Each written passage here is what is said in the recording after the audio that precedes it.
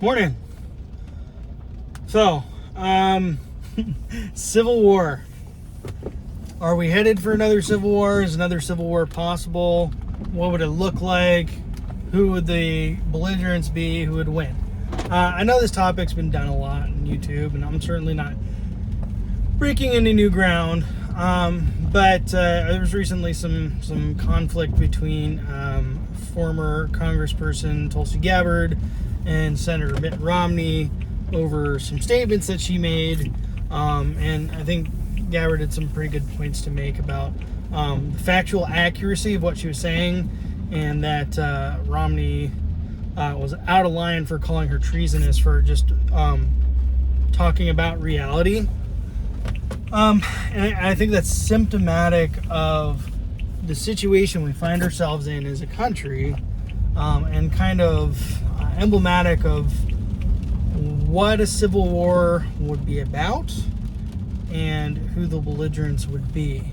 And I think it's an especially poignant example because you have Republican, quote-unquote, Mitt Romney advancing sort of the leftist establishment talking points as far as, anything remotely sympathetic towards the Russian perspective being treasonous and anti-American, and continuing to be kind of the drums of war.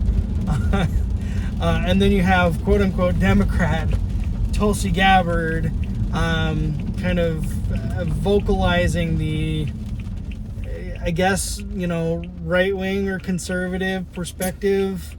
And so it's not as clean or as simple as breaking it into kind of a left-right dichotomy as far as what a civil war would look like, and who the belligerents would be.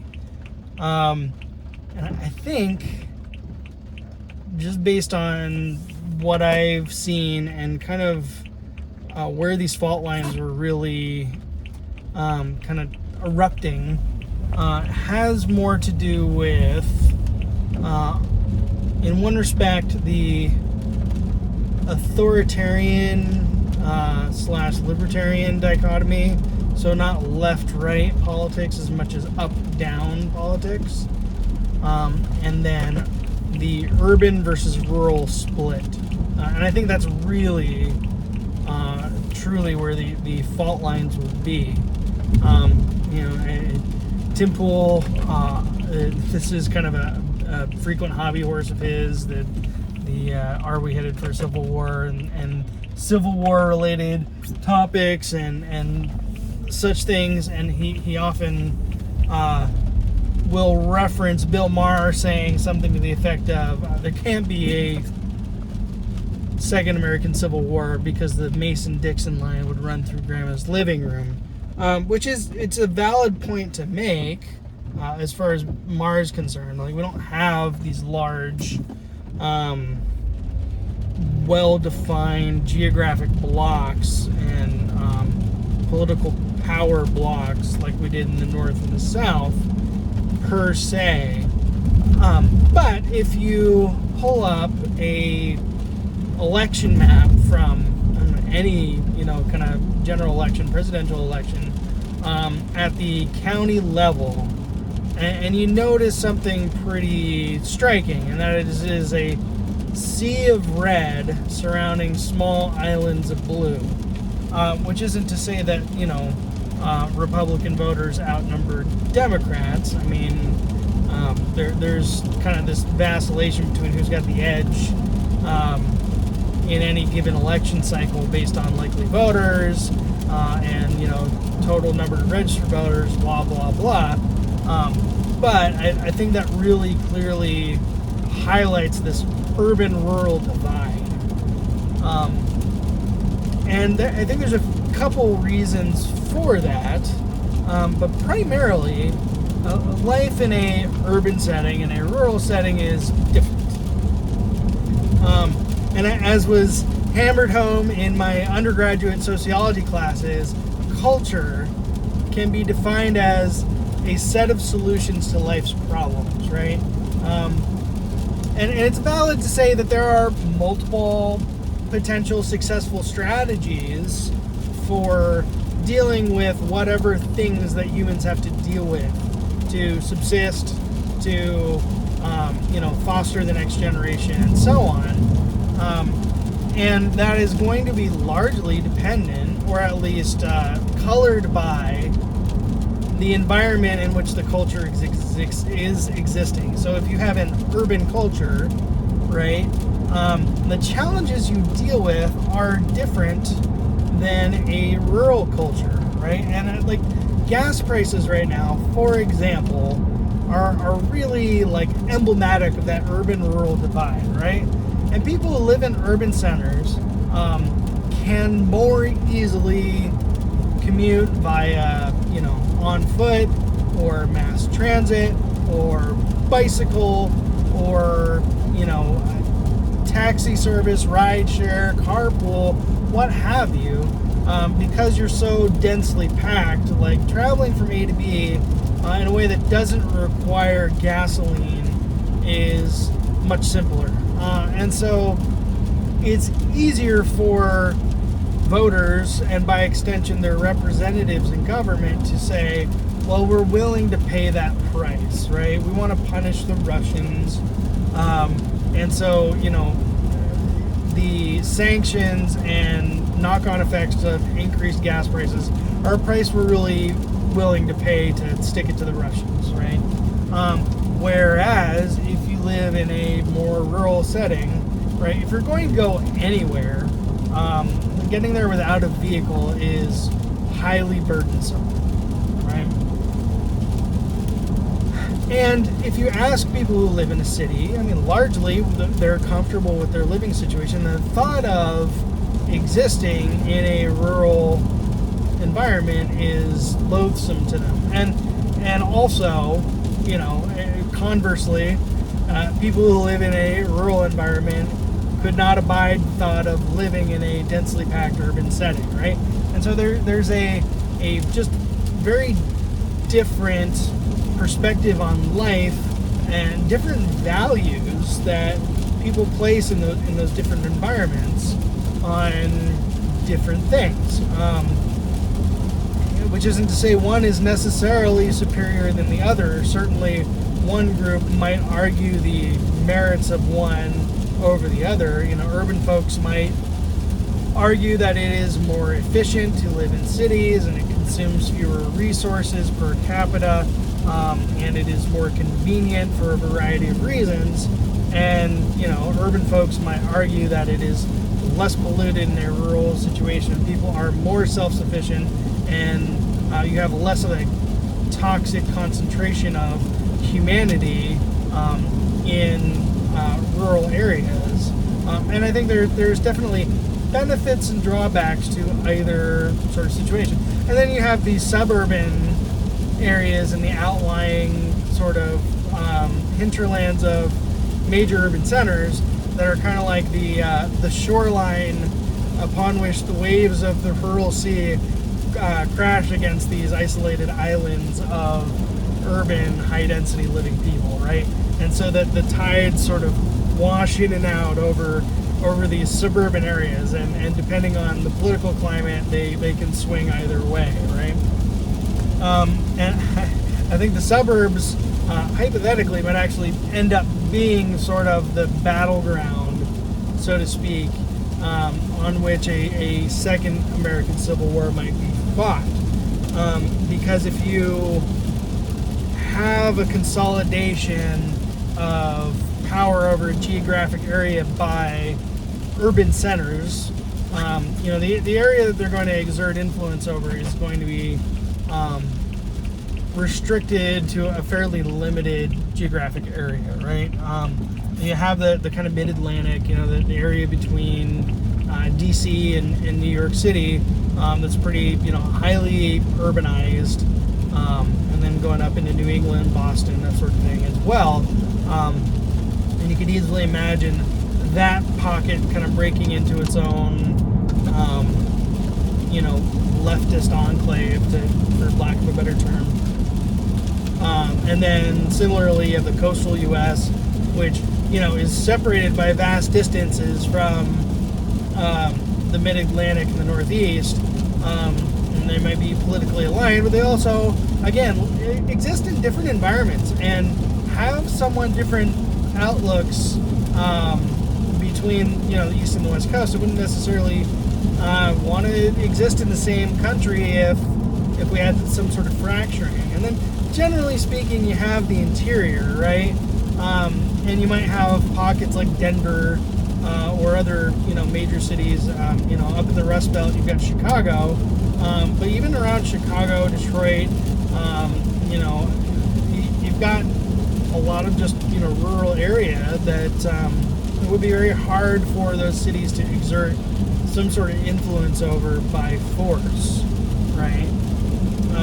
And then, again, Tim Pool, Tim Civil War II Pool, has made the point that what we're maybe lacking now, as opposed to the 1860s and the American Civil War, was the kind of the profound moral imperative of ending slavery, right? Which was sort of the major fault line upon which the nation fractured, right? And do we have anything comparable today? And you can make the argument that maybe abortion might represent something of similar moral compelling weight to either party, that they'd be willing to come to blows over it. I'm not convinced that it is, but I mean, one could make the argument, right? And so the question then is, how does this pan out, right? And depending on your political inclination, people tend to favor sort of one side or the other in the urban-rural divide. But I think when you frame it in those terms, urban versus rural divide, I think the answer is pretty clear about who is likely to prevail. But there's some caveats to that, right? And so in any civil war, right, there's not usually this kind of strict delineation like we had between North and South, and a lot of times it's more messy than that, and it's something more akin to like what we saw in Syria, where there were lots of factions, lots of armed groups, lots of ideological movements trying to assert control in what ended up being kind of a power vacuum created by the Assad regime, when they sort of pulled back into the core of their power, right? And so Assad was able to maintain primarily control of the military, but sort of lost control of most of the country, right? And Syria ended up in just a giant mess. And I think that's actually not a bad point of comparison for anything that might happen here. And then we wouldn't have this clean north-south break, but a balkanization of the country as different regions kind of broke off into their own separate nations and looked to their own affairs. And so the question is, where would the military fall? And so, the command structure is definitely centralized in D.C. And the people who run the military from the Pentagon, are largely going to align with people in that part of the country, geographically speaking. And the question is whether or not the rank and file, who are drawn from largely, the working poor and rural folks who are overwhelmingly more pro-military, and kind of fall into that sort of line of thinking maybe more frequently than the urban poor, which isn't to say that they don't recruit from big cities as well. They do, but I mean, I think it's fair to say that the rank and file in the military tends to lean right, whereas the brass tends to lean left. And so the question would be, whether or not the rank and file splits with the regular command structure in any sort of civil war. And you have to remember too, a large portion of the military, we have, National Guard units that are, basically maintained and organized at the state level, and just could be federalized when it becomes necessary. And if you have regions breaking off, you could have governors asserting control of their, state guard units, and then whatever military assets are already based inside the state, being kind of absorbed into that state. And so you'd have to look at where a lot of these things are. Well, coastal areas, you got up in the Washington area, you got down in California, you've got stuff in the Gulf, and you've got a lot in Virginia and the Atlantic coast, right? And some stuff in the interior, but I don't think it would all swing cleanly one way or the other, and I think you're as likely to see a fracturing within the military as you are to see in the country more broadly. And so some of that's just going to kind of depend on where those assets come down. But ultimately, the military is only a few million people, and we have a country of 300 million plus. It's not enough, even if some sort of centralized authority in DC maintain control of the entire military. It's not enough to maintain control of a breakaway half of the country if that happened, and even if they maintain control of the entire military, right? If you had a dedicated and persistent what's the word for it, insurgency that grew out of some sort of civil conflict,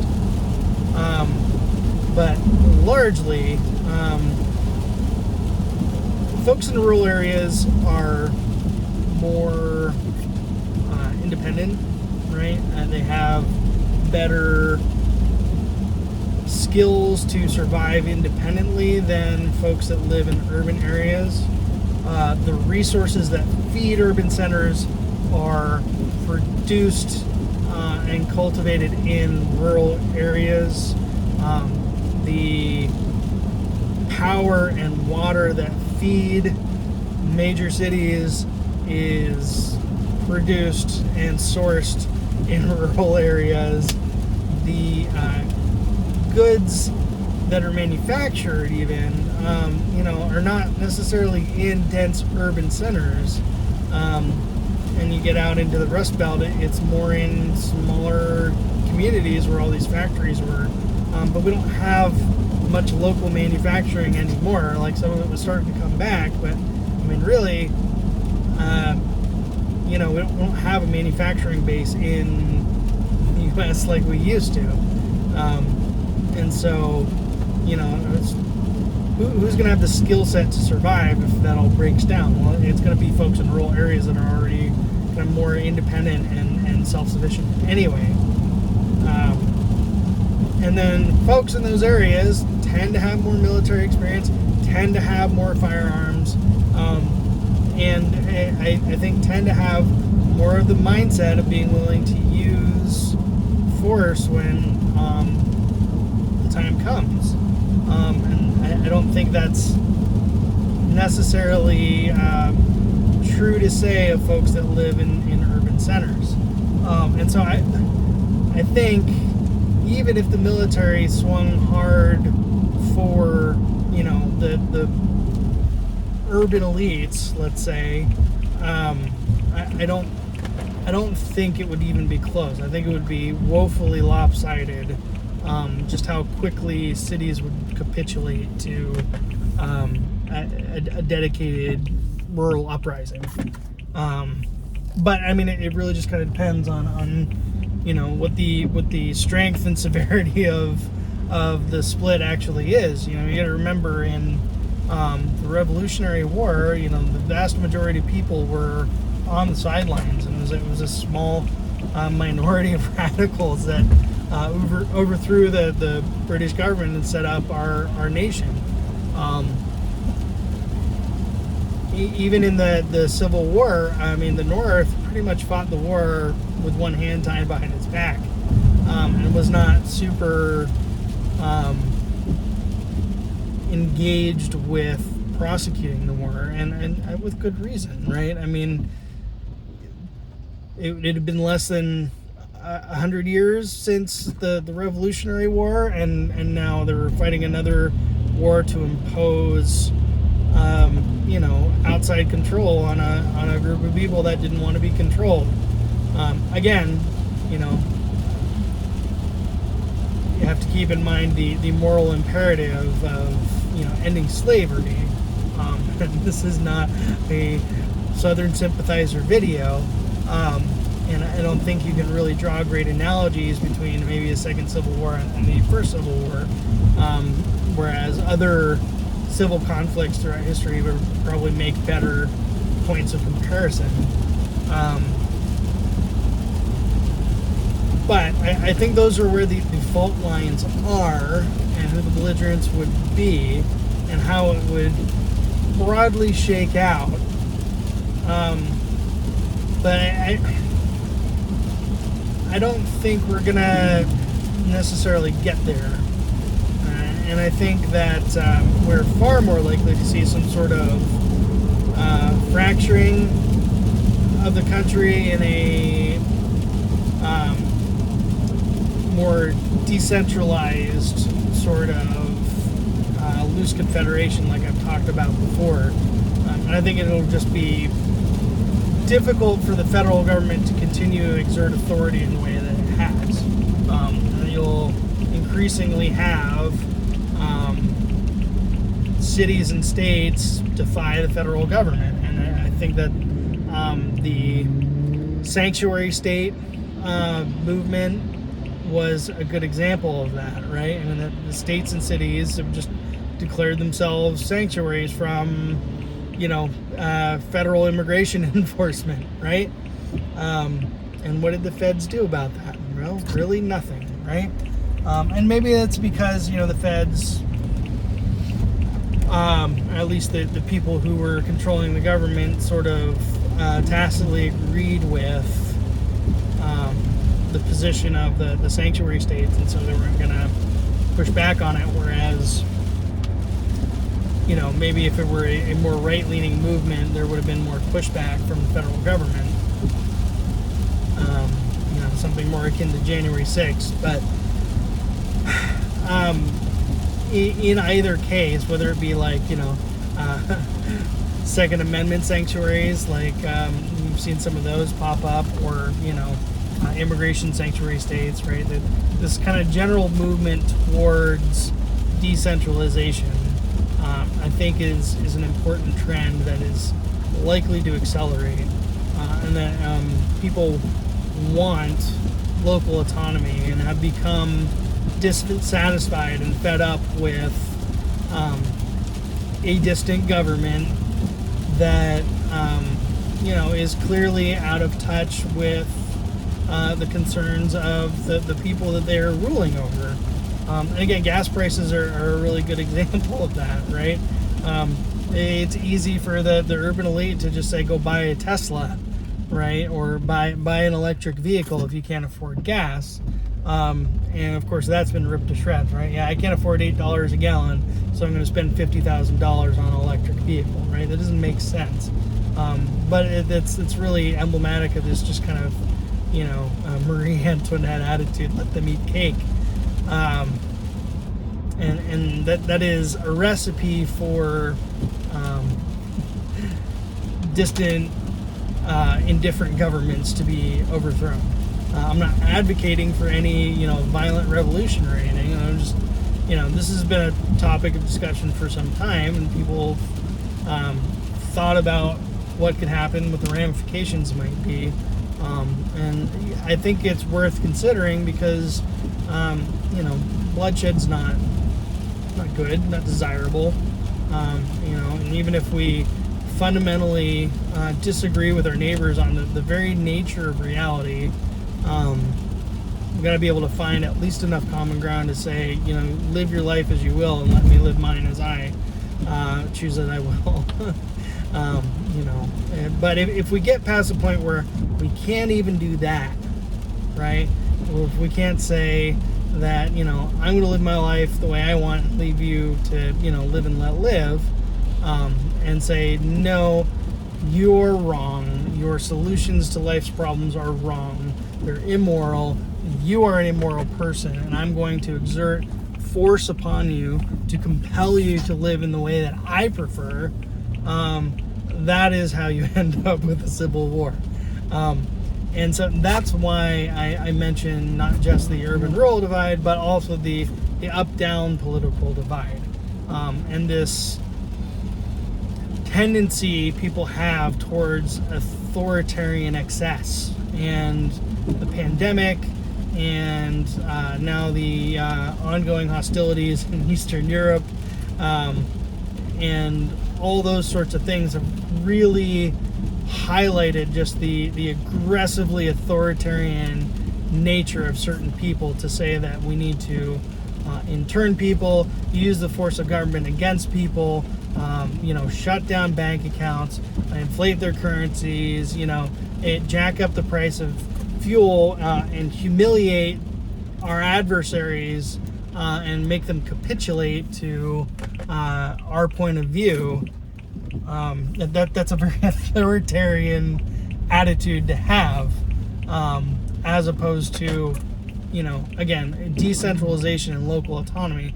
And so I don't think that's a strictly left-right concept, and there are certainly left-leaning libertarian types, small l, who also chafe at federal government overreach and would prefer to, have their own sort of local autonomy that, is tailored to their tastes.